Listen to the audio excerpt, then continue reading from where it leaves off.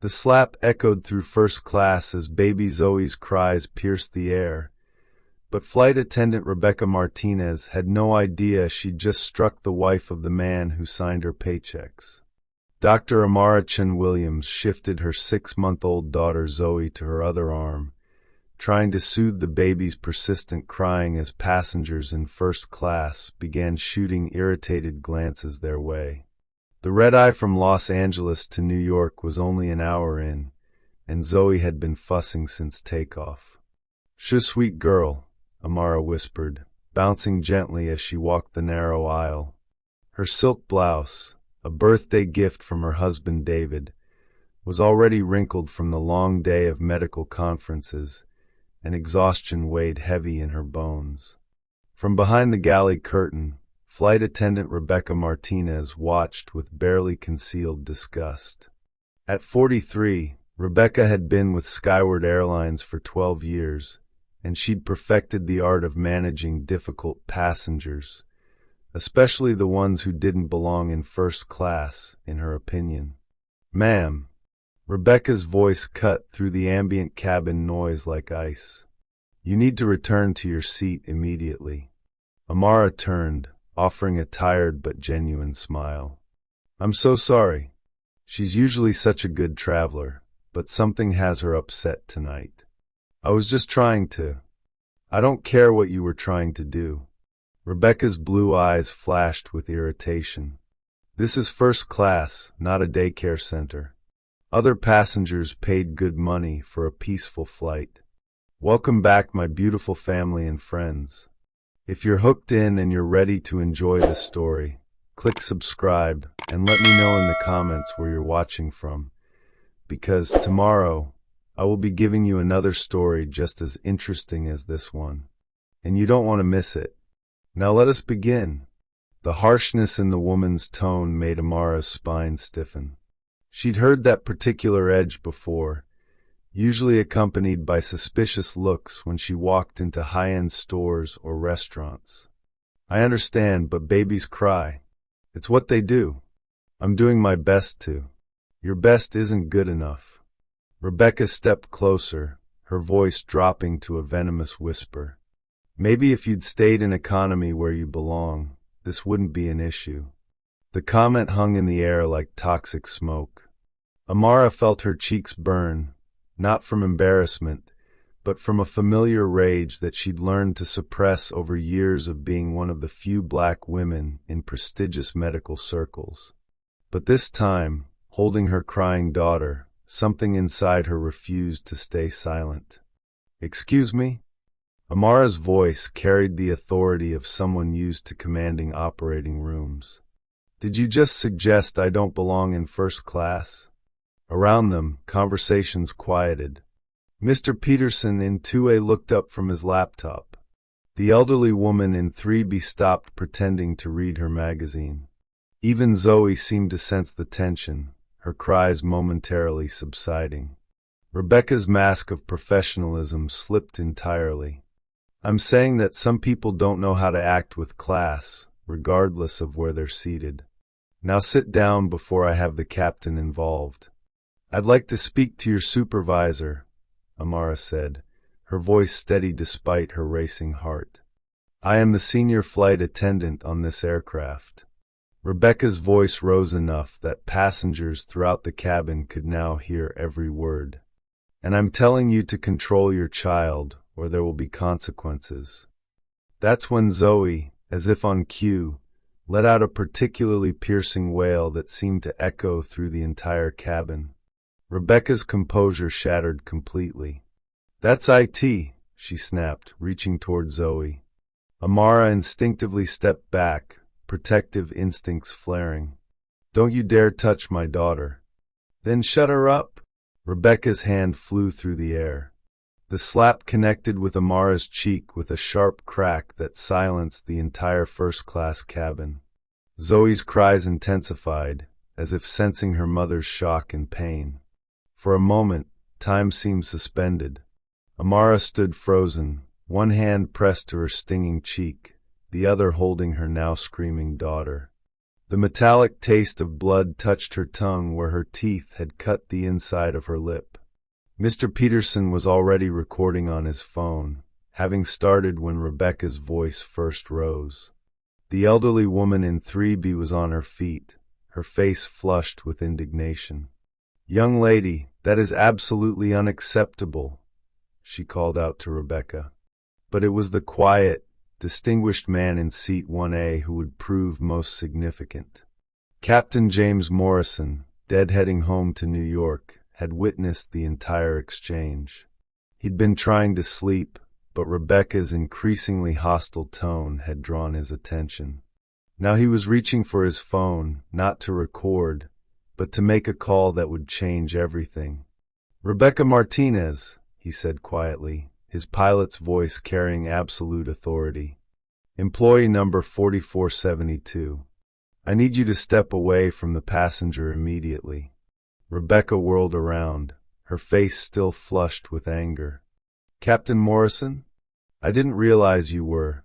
This passenger was being disruptive, and—" "What I saw," Captain Morrison interrupted, "was an unprovoked assault on a passenger and her infant child. You need to return to the galley immediately while I contact ground operations." As Rebecca retreated, looking suddenly uncertain, Amara finally found her voice. Her cheek still burned, but her tone was ice-cold professional. "Captain Morrison, is it?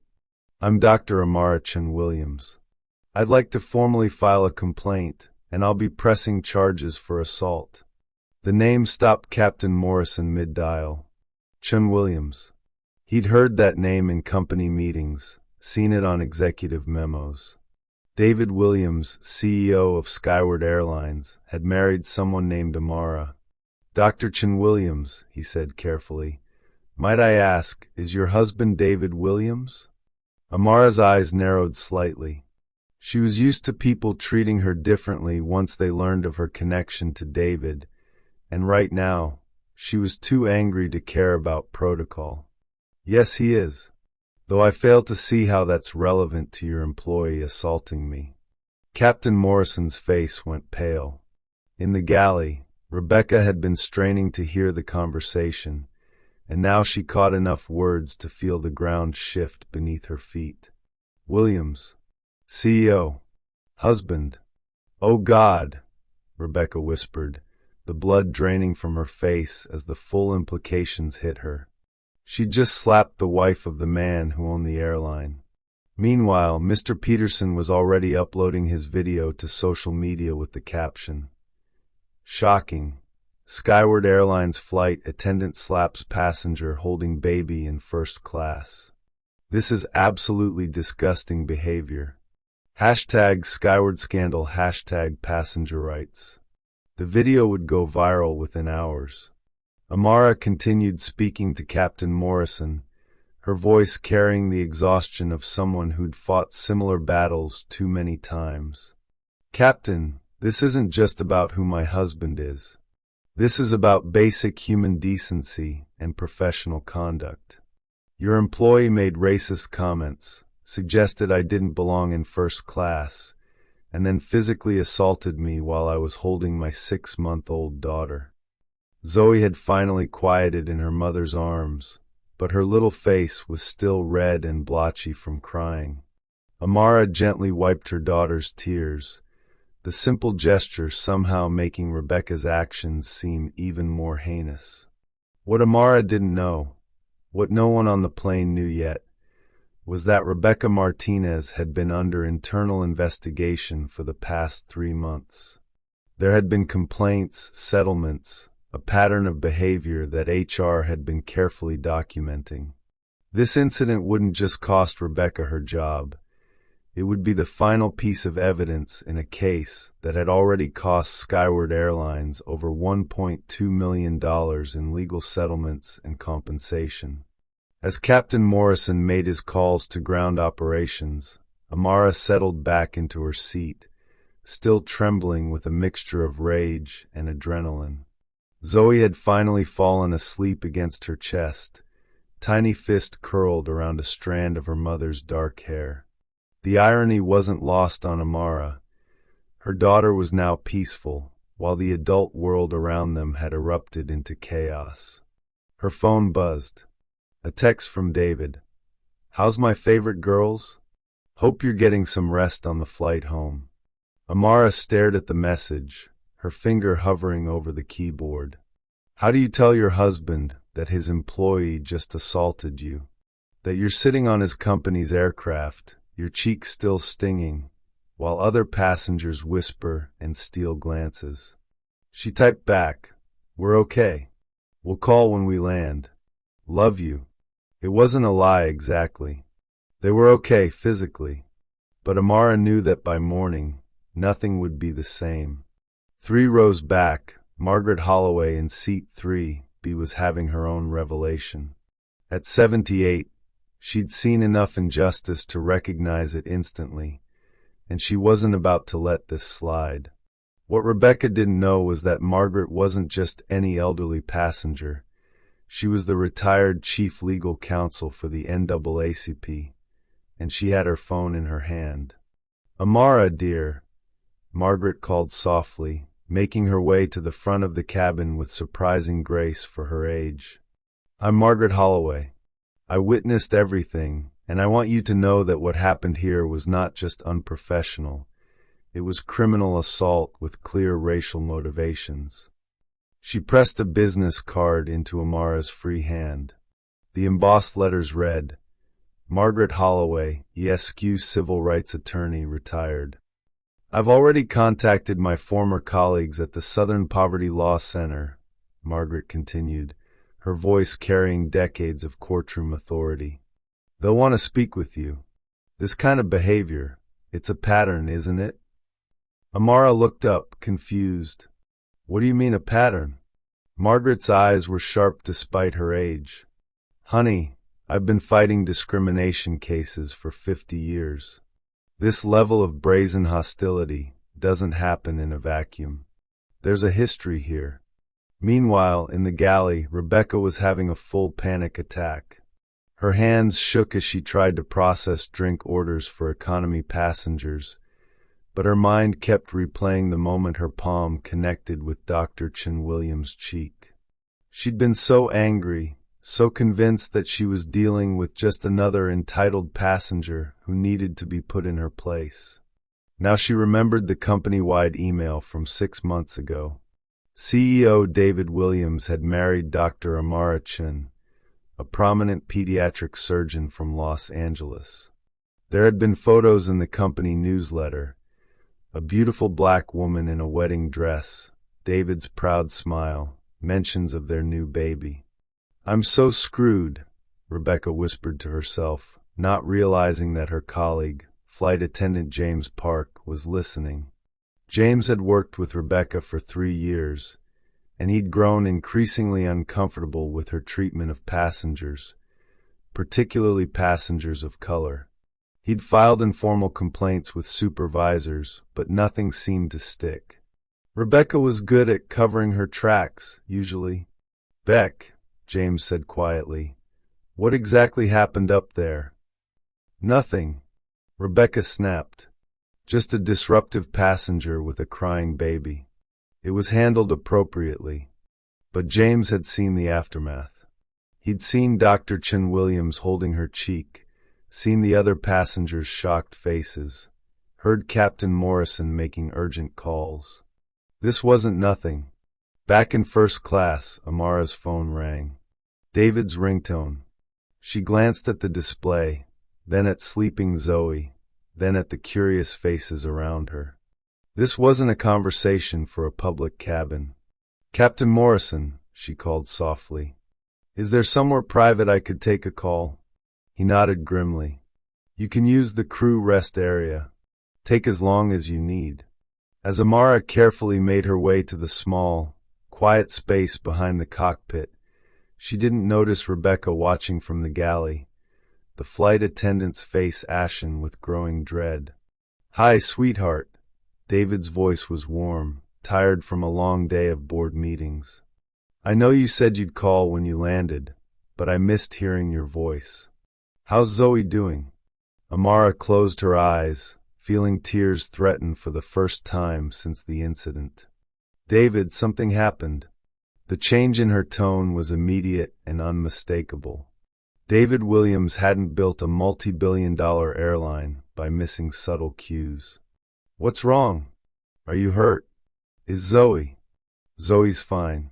She's sleeping. But David, Amara's voice broke slightly. One of your flight attendants hit me. The silence on the other end of the line stretched so long that Amara wondered if the call had dropped. When David finally spoke, his voice carried a coldness she'd rarely heard. Someone hit my wife. It was unprovoked. Zoe was crying, I was trying to calm her, and this woman, Rebecca Martinez, she made some comments about me not belonging in first class, then she slapped me, David, while I was holding our daughter. Amara could hear David's breathing, carefully controlled. She knew that tone, had seen it in board meetings when someone made a critical error. It was the calm before the storm. Are you physically hurt? My cheek is sore, but I'm fine. David, there were witnesses. Other passengers recorded it. This is going to be complicated. Complicated, David repeated, the word carrying weight. Amara, listen to me very carefully. When you land, there will be a car waiting. Don't speak to any media. Don't post anything on social media. I'm handling this. David, I can handle. No. His voice was firm but not harsh. You shouldn't have to handle this. You should never have to handle this. This is my company, my responsibility, and my failure. Someone hurt my family on my aircraft, and there will be consequences. After ending the call, Amara sat in the small crew area for a few more minutes, processing everything. She was used to fighting her own battles, had been doing it since medical school, through her residency and her practice. But this felt different. This felt like it was about more than just her. When she returned to her seat, Margaret Holloway was waiting with a knowing look. How did he take it? The older woman asked gently. Like a man whose company just became the center of a civil rights incident, Amara replied. Margaret nodded. Good. Because in about 2 hours, when that video finishes spreading across social media, this is going to be national news. She was right. At that very moment, Mr. Peterson's video was being shared across Twitter, Facebook, and Instagram. The hashtag Skyward Scandal was starting to trend. News outlets were picking up the story. Civil rights organizations were issuing statements. And in the galley, Rebecca Martinez was frantically trying to call her union representative, finally understanding that she hadn't just made a mistake. She'd potentially ended her career and handed David Williams' lawyers a case they couldn't lose. What Rebecca still didn't know was that David Williams was already in his car, driving toward JFK Airport at 2 a.m., his legal team on conference call, his head of HR pulling Rebecca's personnel file, and his crisis management team preparing for what would become the most expensive single incident in Skyward Airlines history. The plane still had 2 hours until landing, but the real turbulence was just beginning. While Amara tried to rest during the remaining flight time, 3 time zones behind her, David Williams was orchestrating what would become the most comprehensive corporate response to a discrimination incident in airline history. From his corner office on the 47th floor of the Skyward Airlines headquarters in Century City, David had already initiated what his staff would later call Protocol Zero, a crisis management plan reserved for incidents that threaten the company's very foundation.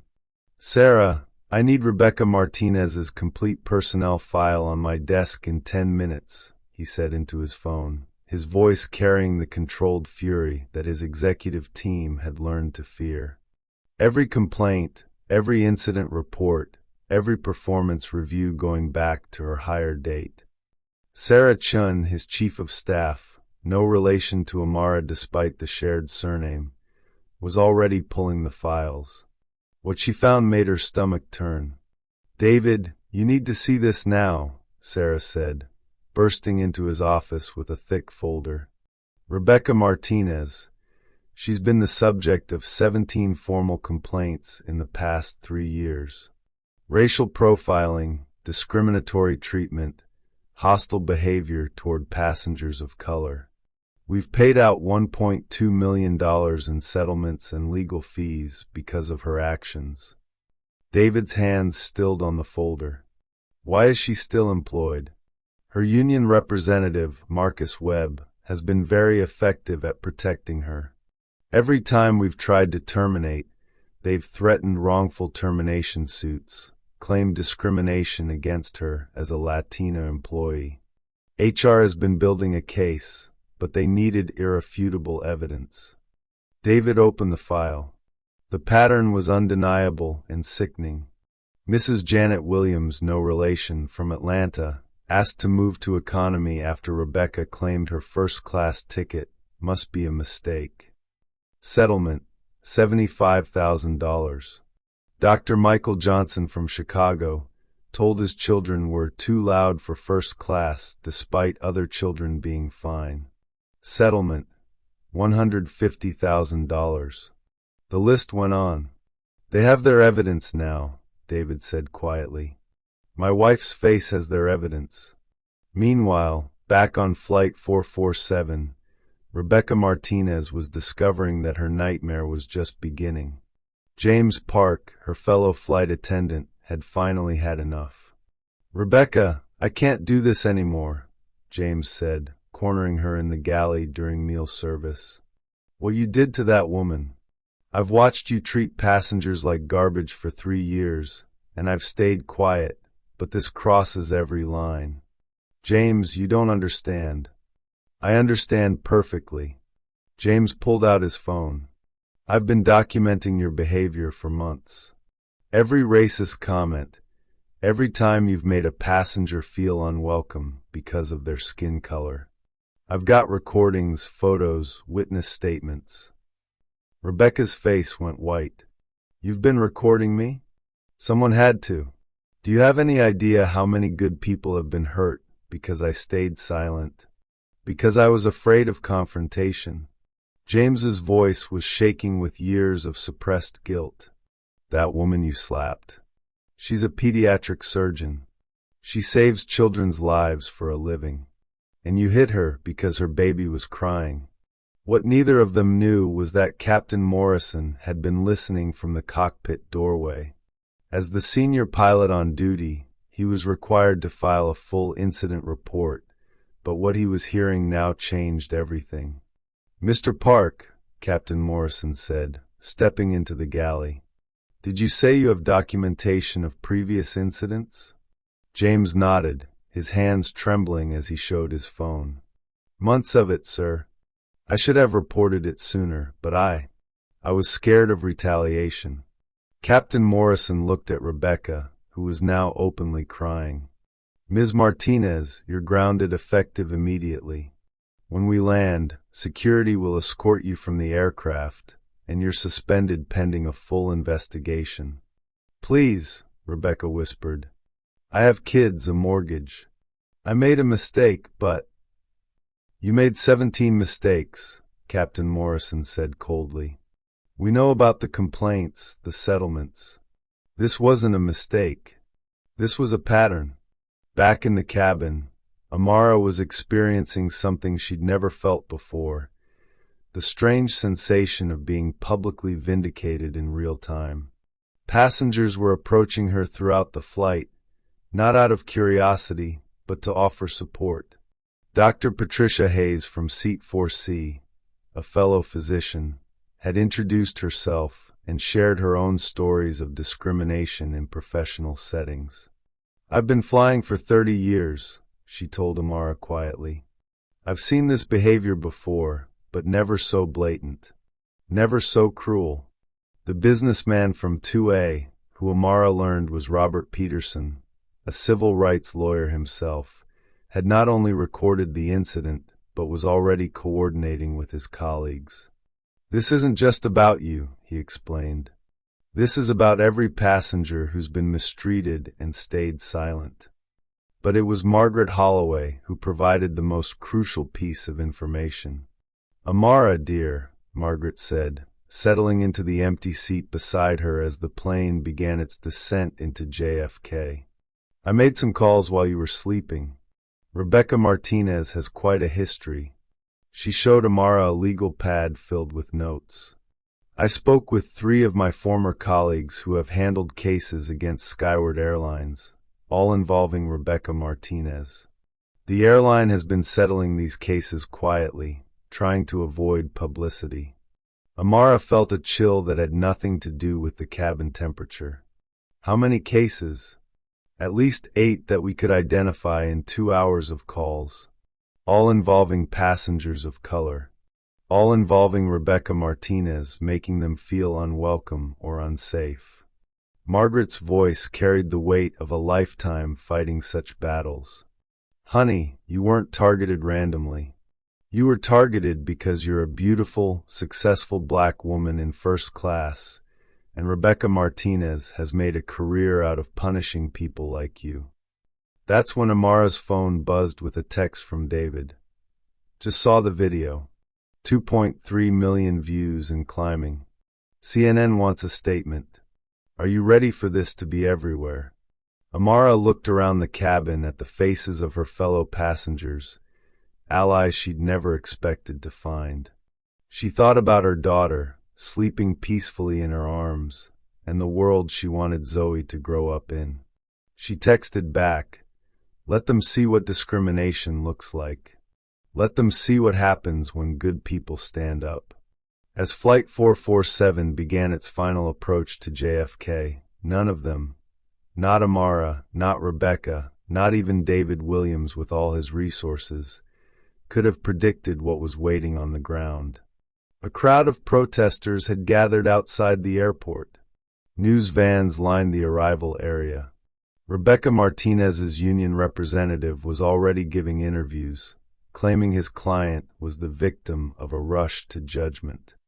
Civil rights organizations had issued statements. #JusticeForAmara was trending worldwide.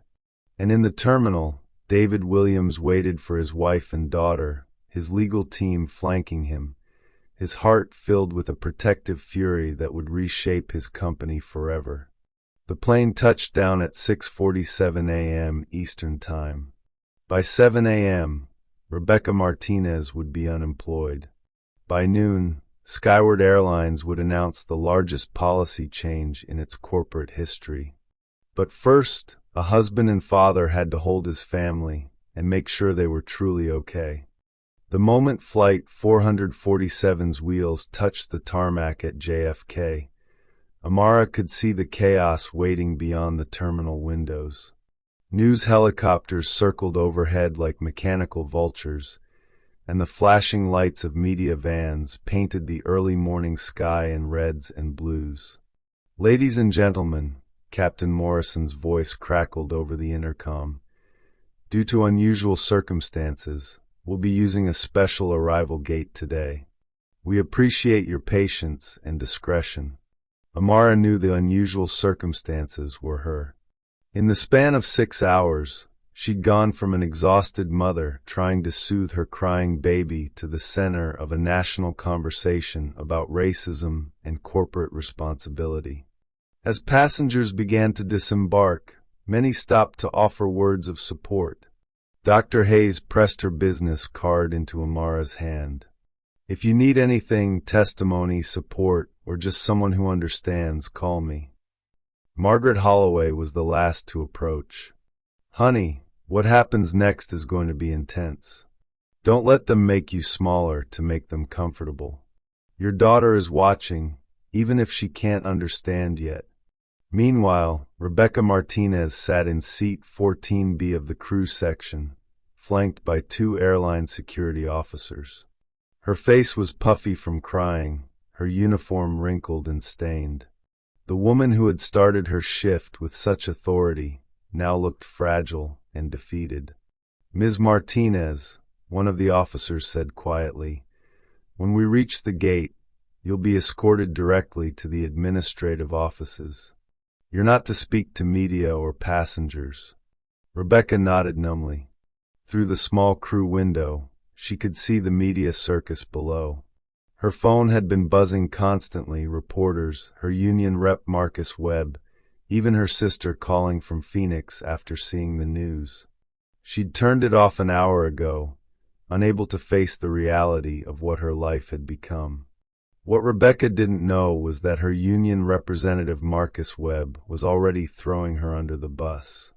Standing outside Terminal 4, Webb was giving an interview to CNN, his strategy becoming clear with every word.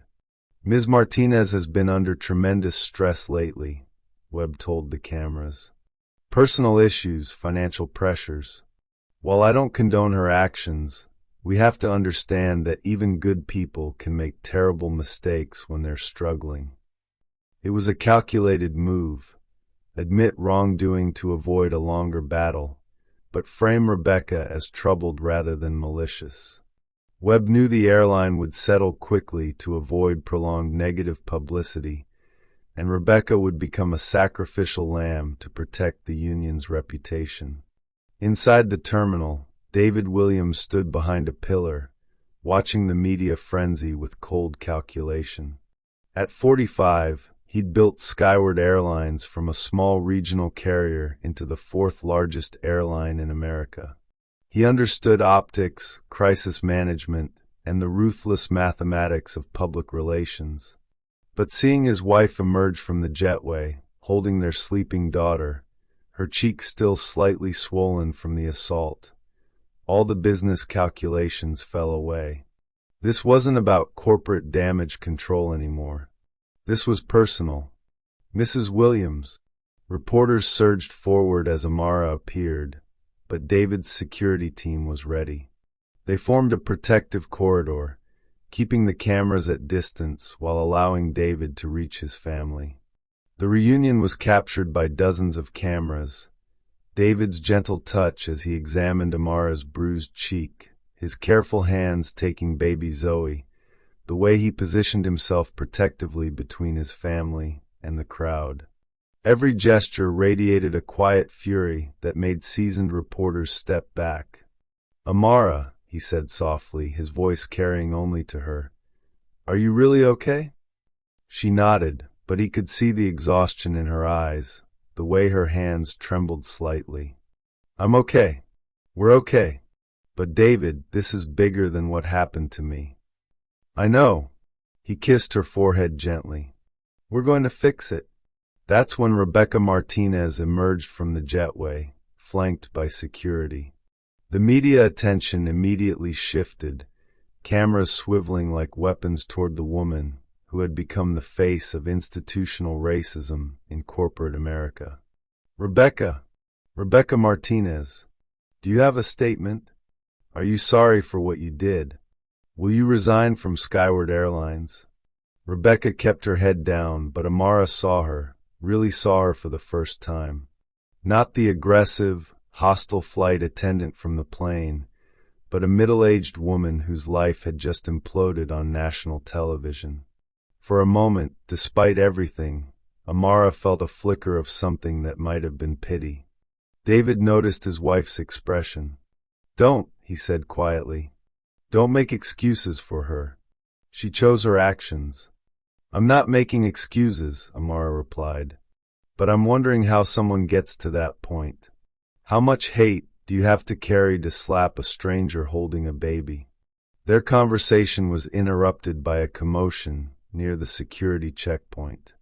A group of protesters had somehow gotten inside the terminal, carrying signs reading "Justice for Amara" and "End Airline Racism." Airport security was trying to move them along, but their chanting was drawing more media attention. "We should go," David said, but Amara shook her head. "No, I want to speak to them." David's security chief, a former Secret Service agent named Tom Rodriguez, immediately stepped forward. "Ma'am, that's not advisable. We can't control." "Tom," Amara interrupted, her voice carrying the authority she used in operating rooms, These people came here to support me. The least I can do is acknowledge them. She walked toward the group, David beside her, cameras following every step. The protesters quieted as she approached, suddenly aware they were face to face with the woman whose story had brought them here. "Thank you," Amara said simply, her voice carrying in the terminal's echo. "Thank you for caring about something that happened to a stranger. Thank you for believing that everyone deserves to be treated with dignity." An elderly black woman in the group stepped forward. "Honey, we've all been you at some point. On an airplane, in a store, at work. Someone made us feel like we didn't belong. Most times nobody sees it. Nobody cares. But they saw what happened to you, and we're not going to let it slide." The moment was captured by every camera in the terminal. A spontaneous gathering of strangers united by shared experiences of discrimination, centered around a mother holding her baby, demanding simple human decency. But the morning's surprises weren't over. As the crowd began to disperse, a young woman in a Skyward Airlines uniform approached hesitantly. She was African American, maybe 25, with the nervous energy of someone about to do something that could cost her job. "Dr. Williams? I'm Ashley Johnson. I work for your husband's airline. Gate agent here at JFK." David immediately recognized the risk she was taking. Employees weren't supposed to approach him directly, especially not during a crisis. "I wanted you to know," Ashley continued, her voice shaking slightly. "What happened to you? It's not isolated. Rebecca Martinez, she's got a reputation among the ground crew. We've seen her treat passengers badly, especially black passengers, for years." David felt his jaw clench. "Why hasn't this been reported?" Ashley glanced around nervously. "It has been, sir. But nothing ever happens. She's got union protection, and, well, who's going to believe ground crew over a senior flight attendant?" Amara put a hand on Ashley's arm. "You're being very brave right now." "My grandmother flew on your airline last month," Ashley said, tears starting to form. "Rebecca Martinez made her move from first class to economy, said there must have been a mistake with her ticket. My grandmother is 83 years old, sir. She saved for months for that first-class ticket. She was so embarrassed, she never told us until she saw the news this morning." The weight of institutional failure settled over David like a heavy coat. How many Ashley Johnsons worked for him?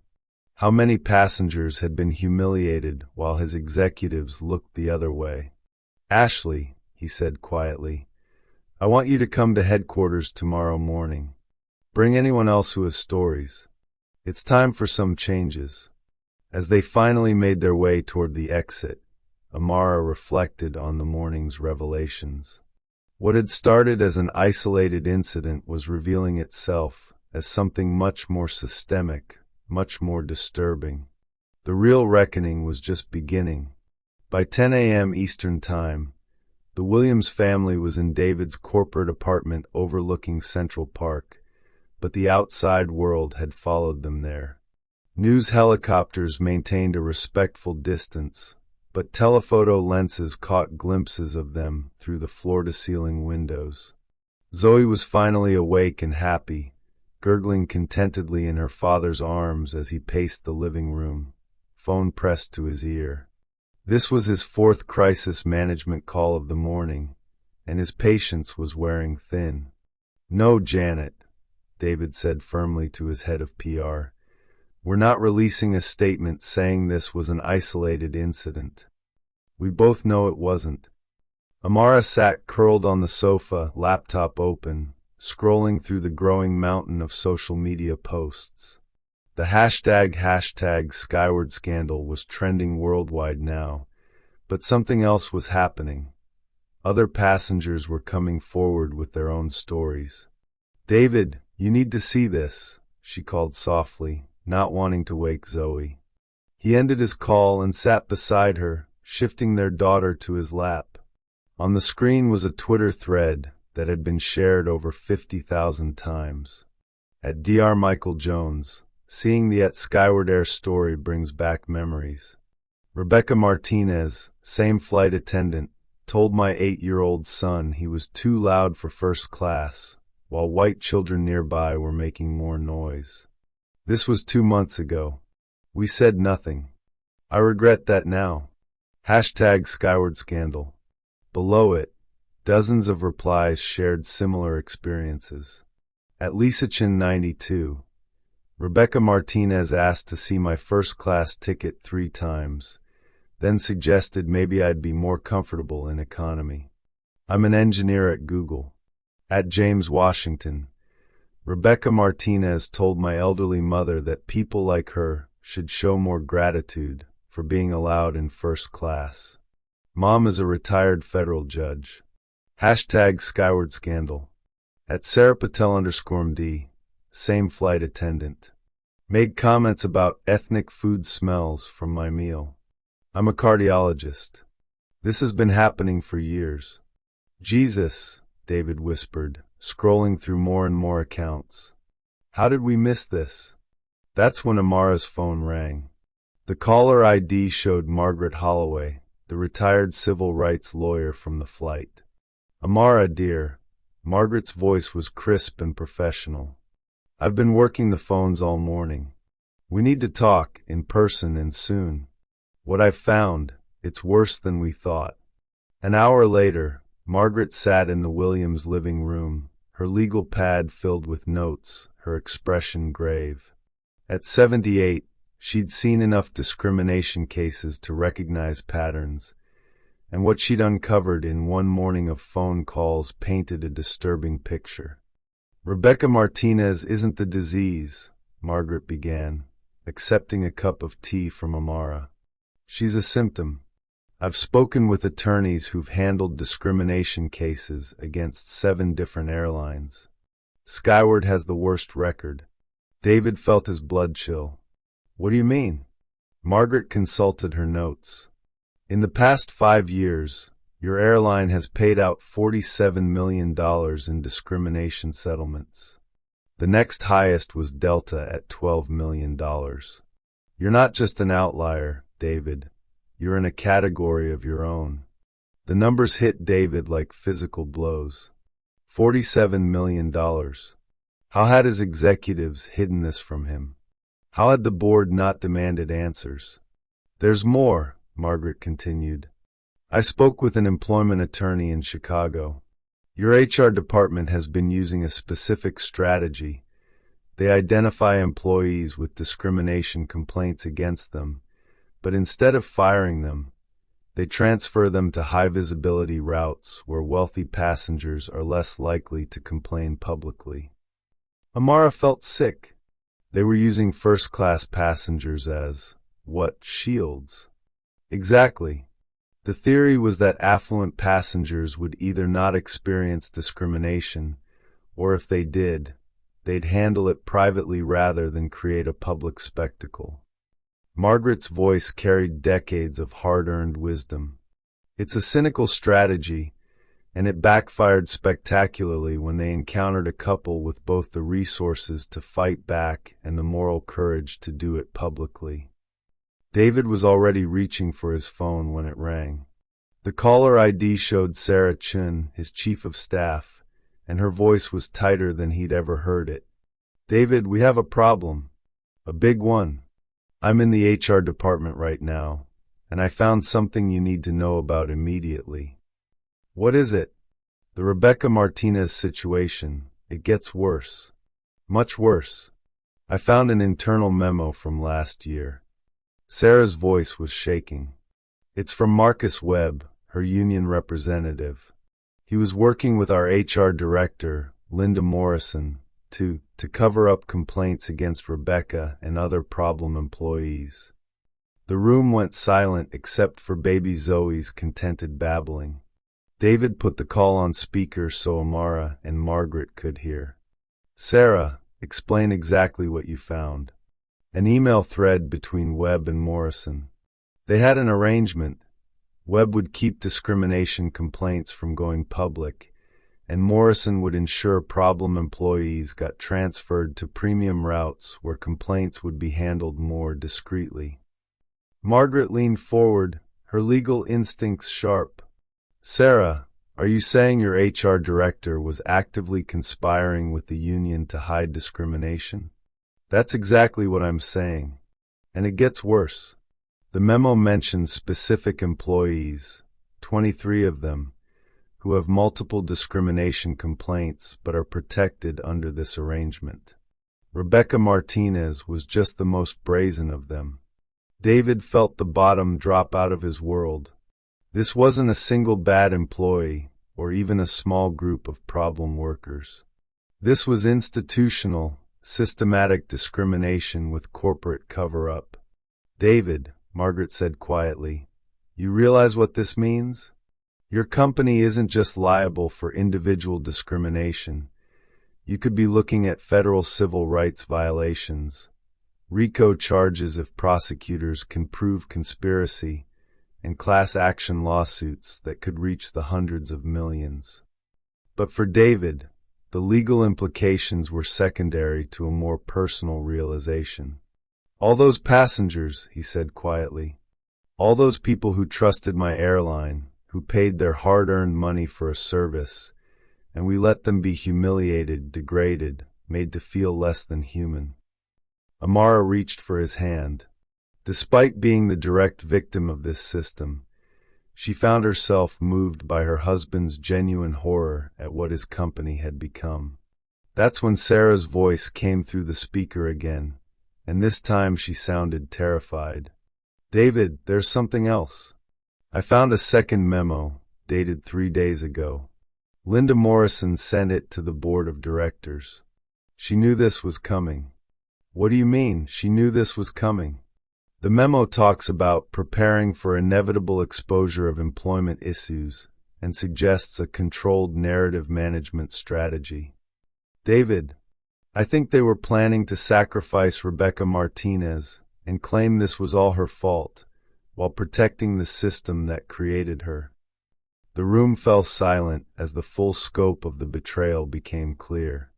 David's own executives had not only allowed discrimination to flourish, they'd created systems to protect it, and when exposure became inevitable, they'd planned to manipulate him into being their unwitting accomplice. "Sarah," David said, his voice carrying a coldness that made even Margaret shiver, "I want Linda Morrison's resignation on my desk within the hour. I want Marcus Webb banned from all Skyward properties immediately.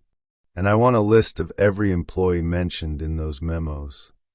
"David," Amara said gently, "what are you going to do?" He looked at his wife, holding their daughter, thinking about all the passengers who'd been treated with the same cruelty that Amara had experienced. Thinking about Ashley Johnson's grandmother, quietly accepting humiliation at 83 years old. "I'm going to burn it all down," he said quietly. "Every system, every policy, every person who allowed this to happen. And then I'm going to rebuild it right." The war for Skyward Airlines' soul was about to begin. "Do you think David can truly reform his company, or are some systems too corrupt to save? What would you do if you discovered your workplace had been systematically covering up discrimination? Let us know your thoughts." By 2 p.m., David Williams had declared war on his own company. The Skyward Airlines boardroom on the 47th floor had never seen anything like it. David sat at the head of the polished mahogany table, baby Zoe sleeping peacefully in a carrier beside his chair, while Amara sat to his right, her bruised cheek a visible reminder of why they were all there. Across from them sat the company's board of directors, 8 men and 3 women, who had helped build Skyward into a multi-billion-dollar empire. Their faces showed varying degrees of concern, confusion, and barely concealed hostility. "David," board chairman Robert Sterling began, his voice carrying the patronizing tone of a man who'd been in corporate boardrooms since the 1980s. "I understand you're upset about what happened to Amara, but calling an emergency board meeting, demanding resignations, This seems like an overreaction. David's smile was ice cold. An overreaction, Robert? My wife was assaulted by an employee with 17 prior discrimination complaints. We've paid out $47 million in discrimination settlements while our HR department actively covered up the problem. You call accountability an overreaction? Board member Patricia Caldwell, the former CEO of a hotel chain, leaned forward. David, we're all appalled by what happened to Amara, but we can't let emotion drive business decisions. Rebecca Martinez has already been terminated. The incident is being handled. That's when Margaret Holloway entered the boardroom, wheeling a small suitcase behind her. David had asked her to join them as legal counsel, and the 78-year-old attorney commanded attention the moment she stepped through the door. Ladies and gentlemen, Margaret said, her voice carrying courtroom authority, I'm Margaret Holloway, representing the Williams family in this matter. Before you continue discussing handling this incident, you should know that we've filed complaints with the Department of Transportation, the Equal Employment Opportunity Commission, and the Federal Aviation Administration. The temperature in the room seemed to drop 10 degrees. Furthermore, Margaret continued, opening her briefcase, we've been contacted by 47 passengers with similar experiences. This isn't about one incident. This is about a pattern of institutional discrimination that your executives have been covering up for years.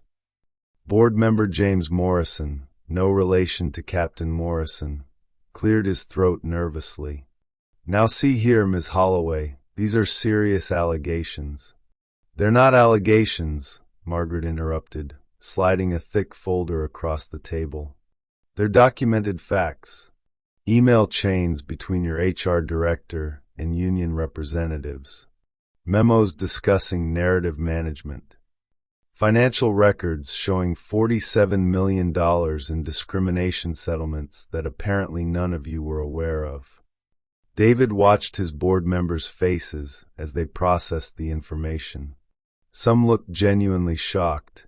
They'd been kept in the dark by the very executives they'd trusted to run the company.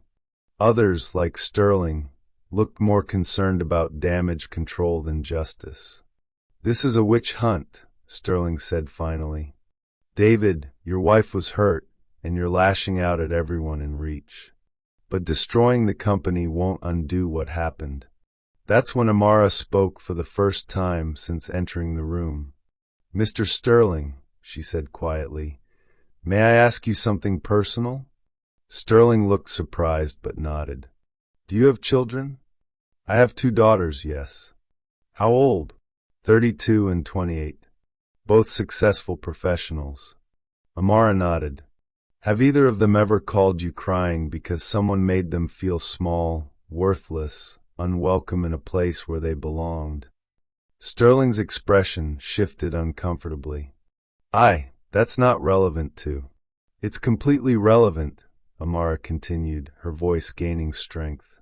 Because every passenger who was humiliated by your employees is someone's daughter, someone's son.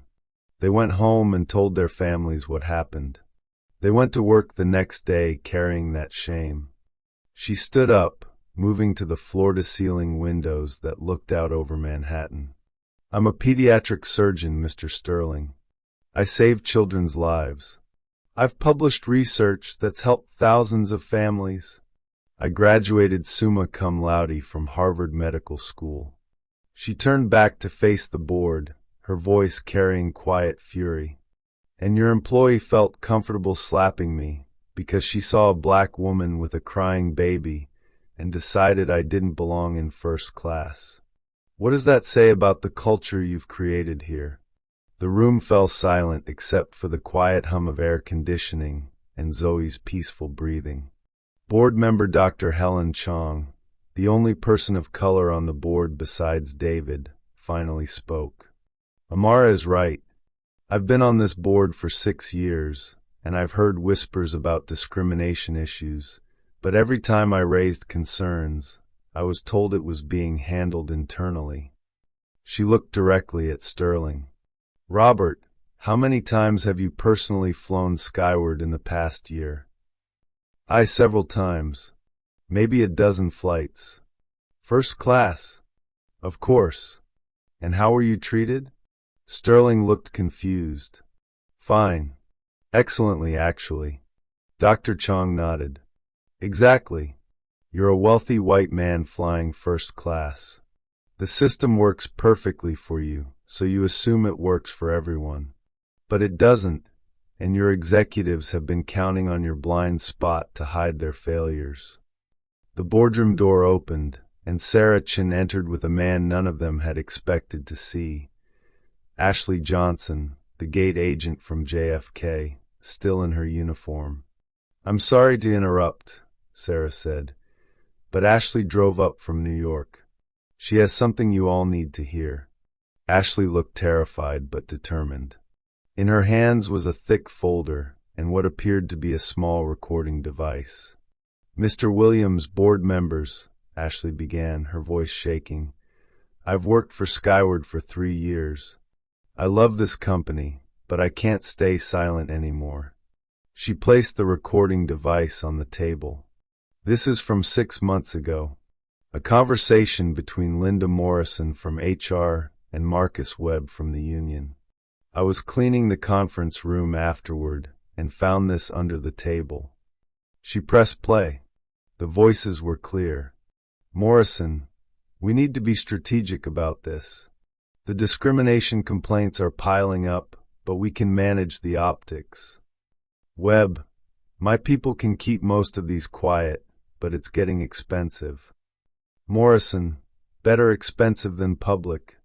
The board doesn't need to know about every little incident. We transfer the problem employees to premium routes, handle complaints quietly, and everyone stays happy. Webb, what about when someone finally makes noise? Morrison, then we sacrifice one employee and claim it was an isolated incident.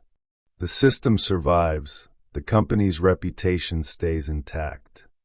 The recording continued for several more minutes, detailing a systematic plan to hide discrimination, manipulate complaints, and protect problem employees as long as they stayed quiet about their actions. When it ended, the boardroom was silent except for Sterling's audible breathing. Ashley wasn't finished. She opened her folder.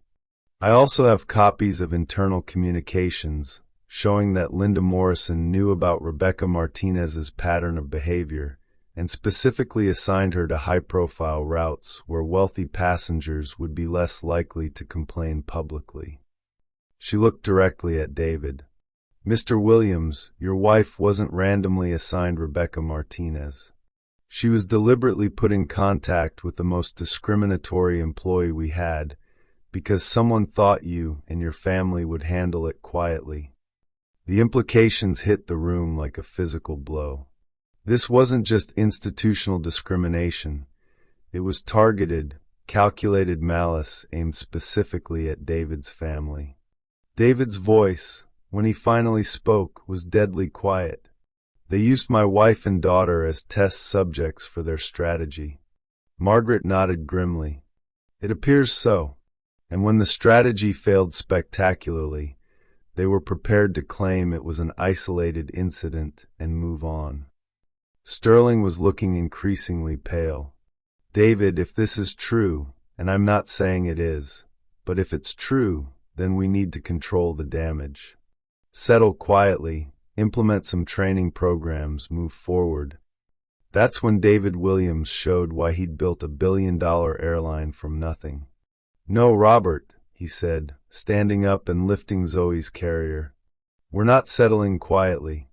We're not implementing token training programs. We're not moving forward. He looked around the table at each board member. Anyone who wants to prioritize damage control over justice can tender their resignation immediately. Because I'm about to turn this company inside out, and I won't have anyone standing in the way. The war for Skyward Airlines' soul had just escalated to total conflict. 3 days later, The Skyward Airlines headquarters looked like a war zone. Moving trucks lined the parking garage as executives cleared out their offices. News vans surrounded the building. Inside, David Williams was systematically dismantling the power structure that had protected discrimination for years. The executive conference room had been converted into a command center. Whiteboards covered every wall, filled with organizational charts, timelines, and evidence chains. Margaret Holloway sat at a laptop, coordinating with civil rights attorneys across the country. Amara worked quietly in the corner, baby Zoe sleeping in her carrier, helping to document the stories of affected passengers.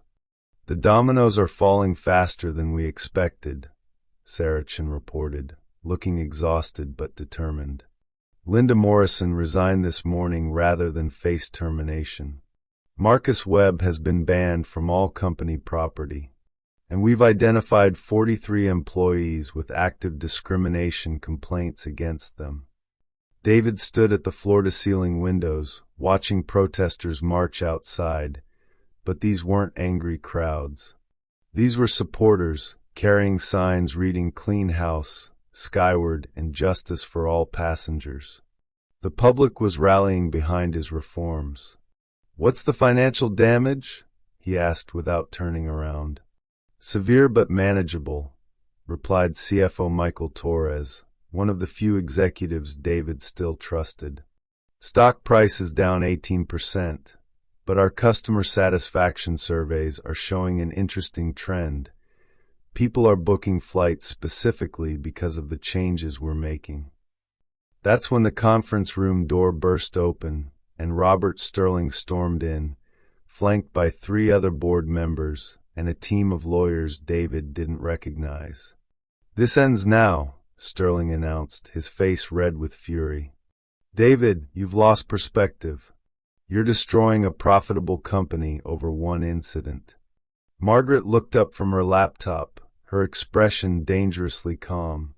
"Mr. Sterling, I should inform you that this room is being recorded for legal purposes. Anything you say may be used in the federal civil rights investigation." Sterling's lawyers immediately began whispering urgently in his ear, but he waved them off. "I don't care about recordings. David, the board is calling an emergency vote of no confidence. You're being removed as CEO, effective immediately." The room fell silent except for Zoe's quiet breathing. David turned slowly from the window, his expression unreadable. "On what grounds?" "Breach of fiduciary duty. Reckless endangerment of shareholder value. Allowing personal vendetta to override business judgment." Sterling was practically spitting. "You've cost us hundreds of millions in market cap over one disgruntled passenger complaint." That's when Amara Williams did something that would be remembered in corporate boardrooms for decades. She stood up, walked to the center of the room, and faced Sterling directly. "Mr. Sterling," she said, her voice carrying the quiet authority that commanded operating rooms, "did you just call me a disgruntled passenger?" Sterling realized his mistake immediately, but it was too late. That's not what I meant." "No, I think it's exactly what you meant." Amara's voice remained calm, but everyone in the room could feel the steel beneath it. "Let me be very clear about something. I am Dr. Amara Chin Williams. I am a board-certified pediatric surgeon. I have saved more lives than you've closed business deals." She stepped closer to Sterling, her presence somehow making the older man seem smaller. "Your employee assaulted me while I was holding my 6-month-old daughter. She did it because she believed I didn't belong in first class. And now you're suggesting that my pursuit of justice for that assault is a personal vendetta that threatens your profits." The room was electric with tension.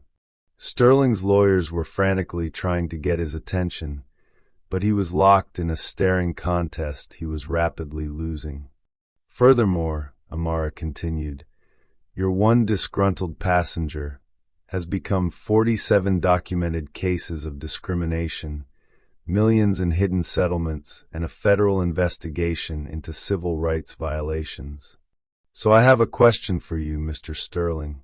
She paused, letting the silence stretch until it was almost unbearable.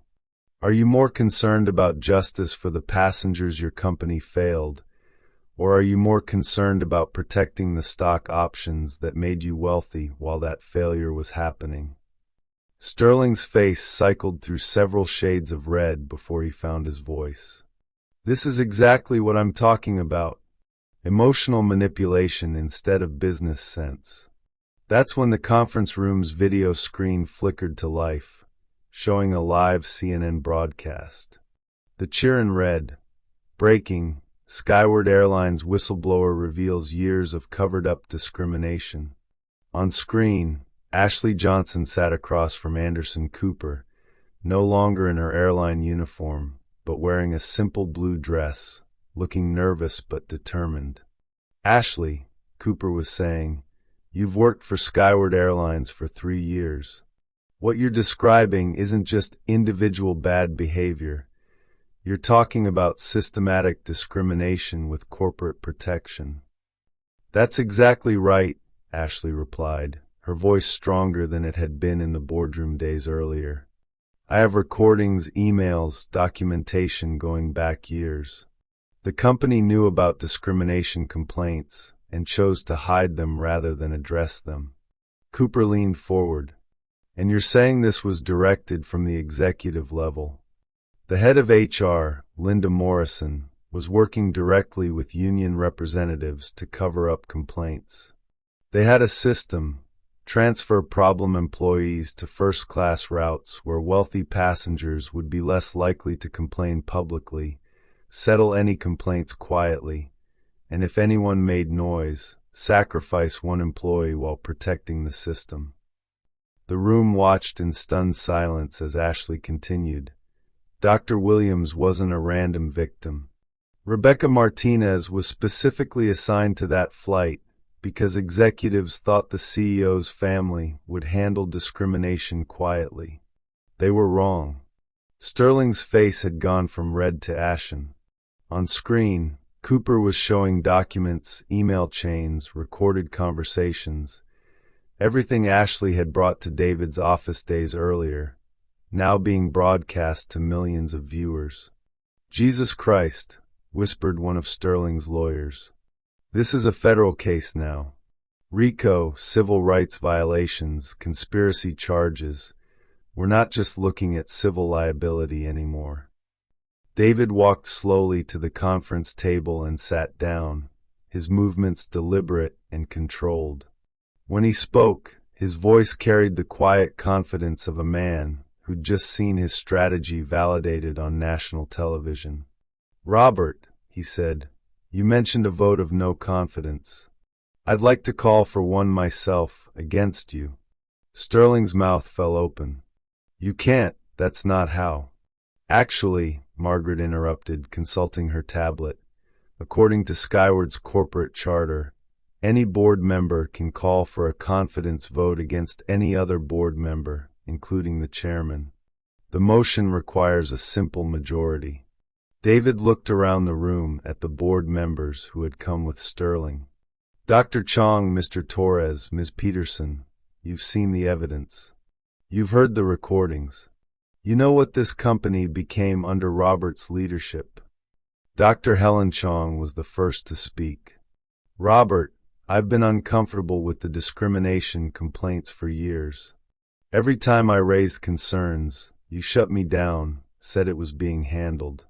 Now I know why, because you were actively participating in covering them up." "That's not true," Sterling protested. "I never knew about any systematic." "You knew enough to vote against expanding the company's diversity initiatives," interrupted board member Lisa Peterson. "You knew enough to oppose sensitivity training programs. You knew enough to support Linda Morrison when I questioned her handling of HR complaints." The tide was turning, and everyone in the room could feel it. CFO Michael Torres, who had been silent throughout the confrontation, finally spoke. Robert, from a purely financial standpoint, the cover-up has cost us far more than addressing the discrimination would have. We've paid $47 million in settlements, lost hundreds of millions in market cap, and now we're facing potential federal charges. This isn't just morally wrong, it's fiscally irresponsible. David could see Sterling's support crumbling in real time. The board members who had walked in ready to remove David were now distancing themselves from Sterling, recognizing that they needed to be on the right side of history, and more pragmatically, the right side of a federal investigation. I call for a vote of no confidence in Robert Sterling as chairman of the board, David said formally. All in favor? One by one, hands rose around the table. Dr. Chong, Mr. Torres, Ms. Peterson. Even the board members who had come in supporting Sterling began to raise their hands as they realized which way the wind was blowing. When the count was finished, Sterling had lost 8-3. The motion passes, Margaret announced. Mr. Sterling, you are no longer chairman of this board. Sterling sat in stunned silence for a moment, then gathered his papers with shaking hands. This isn't over, he muttered. The shareholders won't stand for this destruction of value. Actually, David said as Sterling headed for the door, they will. Because unlike you, they understand that a company's reputation is its most valuable asset, and we're about to rebuild ours from the ground up. As Sterling and his remaining allies left, the room fell quiet except for baby Zoe's contented gurgling. The old power structure was gone. Now came the harder task, building something better. 6 weeks after the boardroom coup, Skyward Airlines looked like a completely different company. The discrimination scandal that could have destroyed it had instead become a catalyst for the most comprehensive corporate transformation in airline industry history. In the rebuilt executive conference room, David Williams stood before a wall-sized monitor displaying real-time company metrics. The numbers told an extraordinary story. Customer satisfaction up 34%, employee morale at all-time highs, and most surprisingly, bookings up 22% over the previous year. The Skyward Standard is working, reported new HR Director Ashley Johnson, who had been promoted from gate agent to corporate executive in recognition of her courage in exposing the discrimination network. We've processed over 200 applications for our new diversity and inclusion officer positions, and flight attendant applications have increased 300%. Amara sat at the conference table, baby Zoe now 8 months old and fascinated by the colorful charts on the screen. As the newly appointed Director of Passenger Advocacy, a position created specifically for her, she had spent the past 6 weeks personally calling every passenger who had filed discrimination complaints. The Victim Outreach Program has yielded some incredible results, Amara reported. Not only have we settled all outstanding complaints, but 47 former passengers have become vocal advocates for the company's transformation. Margaret calls it redemptive marketing. People love a genuine comeback story. That's when Sarah Chun entered with news that would test everything they had built. David, we have a situation. Rebecca Martinez's wrongful termination lawsuit goes to court next week. Her new legal team is claiming she was a scapegoat for systemic problems, and they're demanding $50 million in damages. The room fell silent. Rebecca Martinez, the flight attendant whose assault on Amara had started this entire transformation, was now positioned as a victim of corporate scapegoating. Margaret Holloway, now serving as the company's chief ethics officer, looked up from her legal briefs. It's actually a clever strategy. Her lawyers are arguing that Rebecca was a product of a discriminatory system, and firing her while keeping the executives who created that system was unfair. David felt a familiar knot in his stomach. Except we didn't keep those executives. Linda Morrison resigned, Marcus Webb was banned, Sterling was removed from the board. But only after Rebecca was terminated, Margaret pointed out. Her lawyers are claiming she was sacrificed to protect higher-ups, and technically, they're not wrong about the timeline. Amara looked up from playing with Zoe, her expression thoughtful. What if we didn't fight the lawsuit? Everyone in the room stared at her. What if we acknowledged that Rebecca was a product of a broken system? What if we used this as an opportunity to show how much we've changed? David looked at his wife with a mixture of admiration and concern. Amara, she hit you. She assaulted you while you were holding our daughter. You want to what? Forgive her? I want to heal, Amara said quietly. Not just myself, but the entire culture that created someone like Rebecca Martinez. Punishing her doesn't fix the system that made her think hitting a black mother was acceptable behavior. Margaret leaned forward, intrigued. What are you suggesting? I want to meet with her, Amara said. Face to face. I want to understand how someone becomes that angry, that hateful. And I want to see if there's a way to help her become something better. The room erupted in protests. Ashley Johnson was the most vocal. Dr. Williams, with respect, that woman humiliated you in front of an entire plane. She represents everything we've been fighting against. No, Amara said firmly. She represents everything we've been fighting to change. If our transformation is real, if it's meaningful, then it has to include redemption. Even for people who've done terrible things. 2 days later, Amara sat across from Rebecca Martinez in a conference room at Margaret Holloway's law office. The former flight attendant looked haggard, older than her 43 years, wearing a simple black dress and minimal makeup. Her lawyer, a sharp-dressed man named Thomas Fletcher, sat beside her with a briefcase full of legal ammunition. But it was just the two women who mattered in this moment. Mrs. Williams, Rebecca began, her voice barely above a whisper. I don't know how to begin. Start with the truth, Amara said gently. Start with why. Rebecca's hands shook as she reached for a tissue. I was angry. I'd been angry for so long. I forgot what it felt like not to be angry. Angry at what? At everything. At passengers who seemed to have more than me.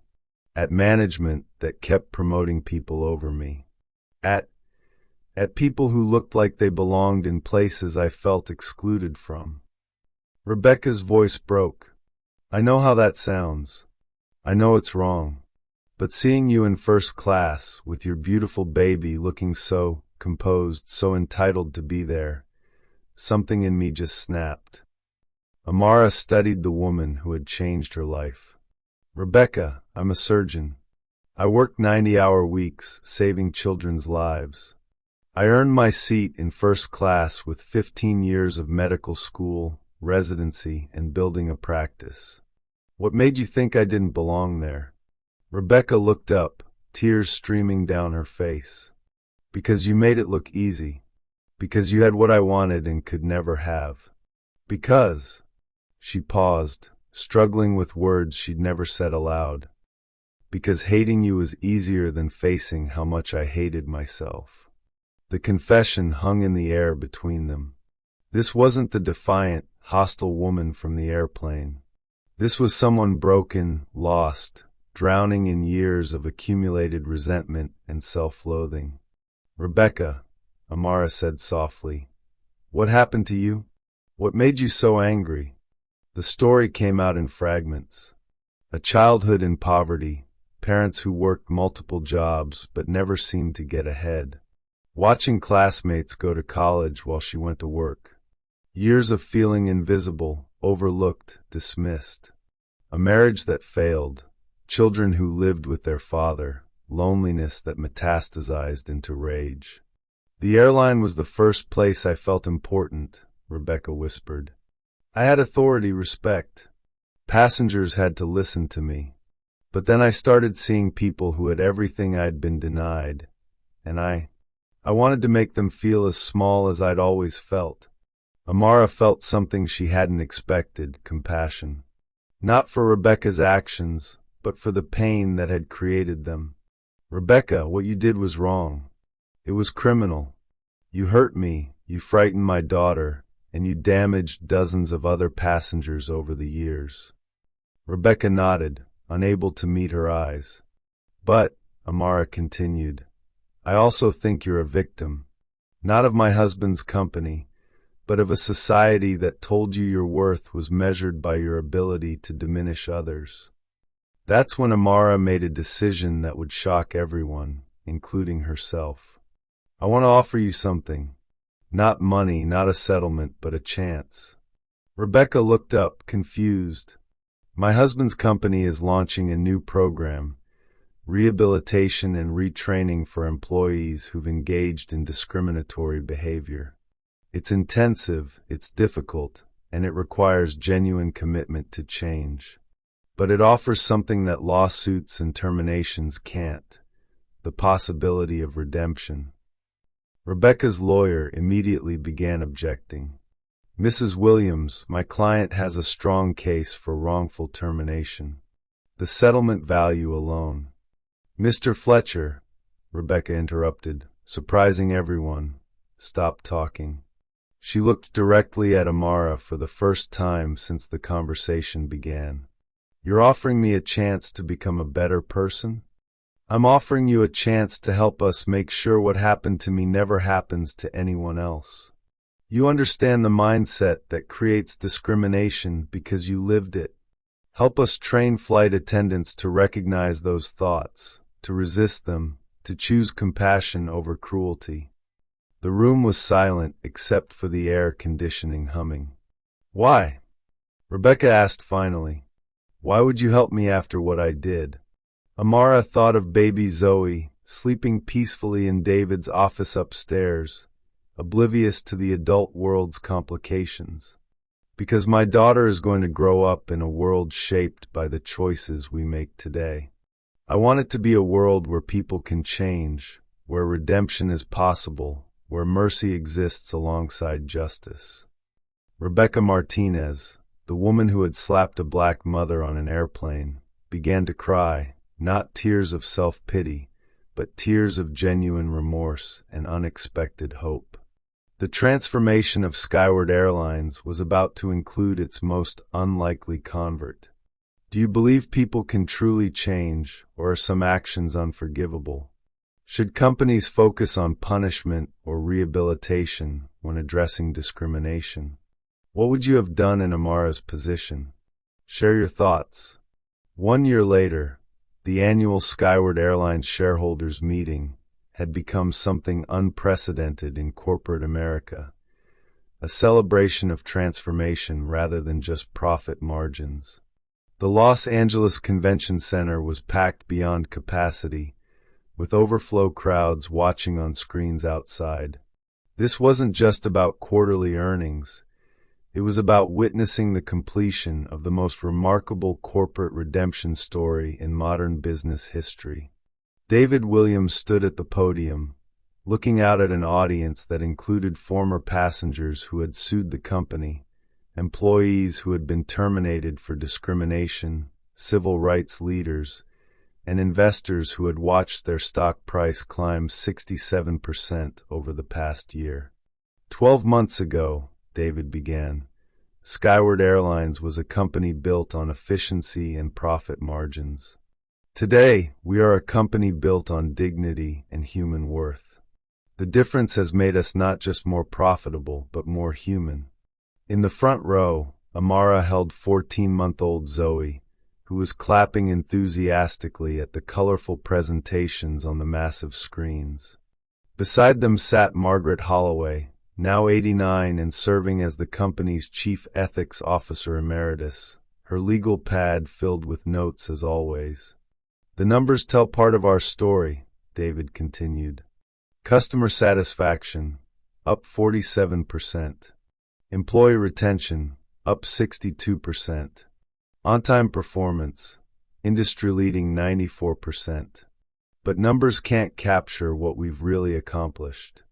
The lights dimmed, and a video began playing on the screens throughout the convention center. It opened with footage from that night exactly 1 year ago. News reports of the assault, angry crowds at airports, stock prices plummeting.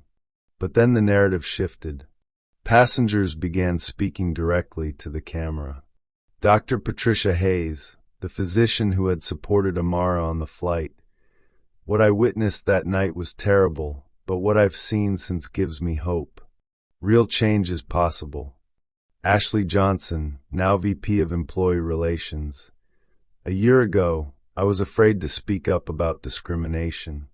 Today, I'm helping lead a company where every voice matters. Margaret Holloway. In 50 years of civil rights law, I've never seen a corporate transformation this comprehensive. Skyward Airlines has become the gold standard for institutional change. The most powerful moment came when Captain James Morrison appeared on screen, speaking from the cockpit of a Skyward aircraft. I've been flying for 25 years. I thought I'd seen everything. But what happened on Flight 447 taught me that witnessing injustice isn't enough. We have to act. Every employee at Skyward now understands. We're not just crew members, we're guardians of dignity. Then the screen showed something that brought audible gasps from the audience. Rebecca Martinez, wearing a Skyward Airlines uniform, speaking from what appeared to be a training facility. "My name is Rebecca Martinez," she said, looking directly into the camera with clear, honest eyes. "1 year ago, I assaulted Dr. Amara Williams while she was holding her baby daughter. It was the worst moment of my life, and the moment that saved my life." The convention center was absolutely silent. I spent 6 months in the Skyward Rehabilitation and Redemption Program. It was the hardest thing I've ever done, facing the hatred I'd carried, understanding the pain I'd caused, learning to see my own worth without diminishing others. Rebecca's voice was steady, but tears were visible in her eyes. Today, I'm a senior training specialist for anti-discrimination education. I travel to airlines across the country, sharing my story, helping other employees recognize the thoughts and feelings that lead to discriminatory behavior. I can't undo what I did, but I can make sure it never happens again.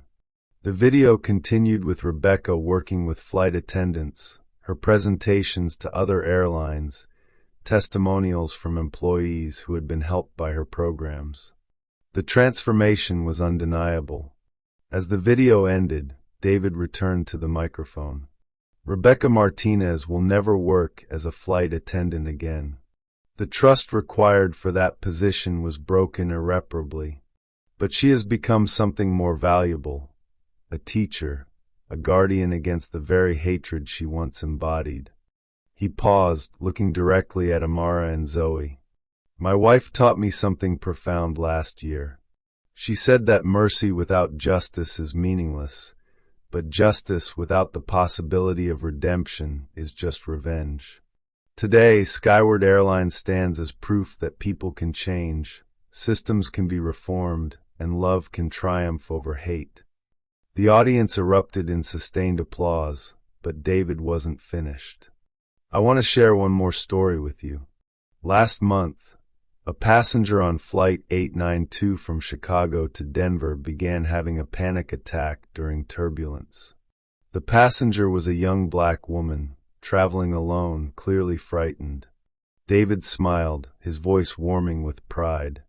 Our flight attendant immediately sat with her, held her hand, talked her through breathing exercises, and stayed with her until she felt safe. That flight attendant was Maria Santos, one of 37 employees who completed our rehabilitation program after being identified for discriminatory behavior. He looked around the packed auditorium. Maria told me later that a year ago, she would have seen a frightened black passenger as an inconvenience. Today, she saw a human being who needed help. That transformation, multiplied across our entire company, is what we've accomplished. The most emotional moment came when David called Amara and Zoe onto the stage. A year ago, my wife and daughter boarded a Skyward Airlines flight as passengers. They were assaulted, humiliated, and treated with shocking cruelty, David said, his arm around Amara's shoulders as she held their daughter. Today, they are the heart and soul of this company's mission. Amara serves as our Director of Passenger Advocacy, ensuring that every person who flies with us is treated with dignity. And little Zoe, he smiled, touching his daughter's cheek. Zoe is growing up in a world where the airline industry is safer, kinder, and more just because of what her mother endured and how we chose to respond. Amara stepped forward to the microphone, adjusting Zoe on her hip. When I was slapped on that airplane, I felt anger, pain, and humiliation. But I also felt something else, hope. Her voice carried throughout the convention center with quiet strength. Hope that this moment of darkness could become a catalyst for light. Hope that my daughter would inherit a world more just than the one I knew. Hope that even someone filled with hate could learn to love. She looked out at the audience, her eyes finding Rebecca Martinez in the crowd, now wearing her trainer's badge with pride. Today, that hope has been fulfilled. Not just in corporate policies or training programs, but in human hearts. That's what real change looks like, not just new rules, but new souls. As Amara finished speaking, something magical happened. One person in the audience began to clap slowly, deliberately. Then another. Then another. Soon the entire convention center was on its feet, not with the polite applause of corporate events, but with the thunderous appreciation reserved for moments that change everything. But the most moving sight was in the front row, where Margaret Holloway, civil rights pioneer, veteran of countless battles against injustice, was openly weeping with joy. In 70 years of fighting discrimination, she said to the reporters afterward, I've never seen anything like this. Not just corporate reform, but human transformation. They didn't just change policies, they changed hearts. As the shareholders' meeting concluded, the Williams family stood together on the stage, looking out at the crowd that included former enemies who had become allies, broken systems that had become models of excellence, and a company that had discovered something more valuable than profit, purpose. Baby Zoe clapped her hands and gurgled with delight, unaware that she had become a symbol of hope, proof that from the worst moments can come the best outcomes, and that love, patient, persistent, transformative love, really can conquer all. 6 months later, Rebecca Martinez would be invited to speak at the United Nations Human Rights Council about corporate redemption programs. Ashley Johnson would be named to Time magazine's 40 Under 40 list for her leadership in employment reform. Margaret Holloway would receive the Presidential Medal of Freedom for her lifetime of civil rights work. And on Flight 447's anniversary, David and Amara Williams would board a Skyward Airlines plane with their daughter, not as CEO and victim, but as partners in a love story that had transformed an industry and proven that even in our darkest moments, redemption is possible. The flight attendant who greeted them was Maria Santos, the former discriminator who had become a guardian of dignity. "Welcome aboard, Dr. Williams," she said with genuine warmth. "It's an honor to serve you and your family." As the plane took off into clear skies, little Zoe Williams giggled with delight at the sensation of flying, unaware that her laughter was the sound of a better world being born.